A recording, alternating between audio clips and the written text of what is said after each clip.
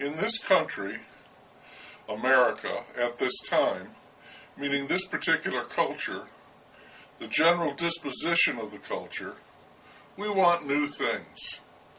We crave new things. New is astonishing and exciting. Old is familiar and boring. Boring is deadly. Give us the new. Newness by itself is a powerful attraction. We want a new car with that new car smell. There's nothing else like it. The very devil in all of this is that once we have the new thing, the exact moment we possess it, it is no longer new. It's instantly old and therefore something we no longer desire. We will tolerate it until we can get something we really want, something new. You can easily see how this need for all things new wreaks havoc on a marriage, because a spouse is anything but new. There is only one spouse, and he or she is old, used. There are so many potential new candidates. We shop to feed this ache for the new. We have shoes, lots of shoes, but we'd really like a new pair of shoes. We want new earrings, a new shirt, new pants, a new dress, a new look. Cosmetics, that billion-dollar industry, can't make us new, but it can buff us up, make us feel new, and we'd do almost anything to have that feeling. All the high-tech gear plays a merry game with our burning itch for the new. You buy the latest thing, and in no time at all, there's something new, and your precious gadget is old hat. You can try to upgrade, but it's impossible and expensive to keep up. People keep writing stories because people want to read new stories.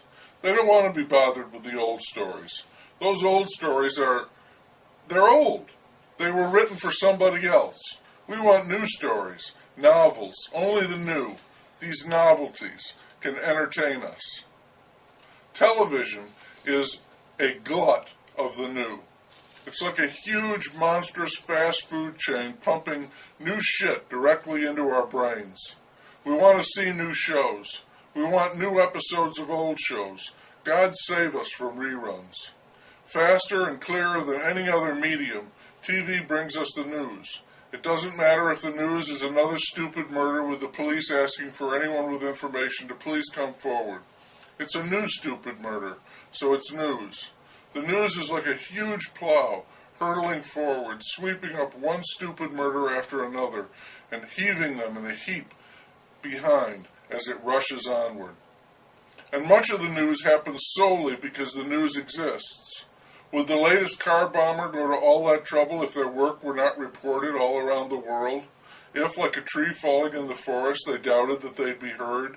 They know they will be heard, and so they wire up another car and add 26 victims to yet another stupid murder as the great bulldozer of the nightly news plows on.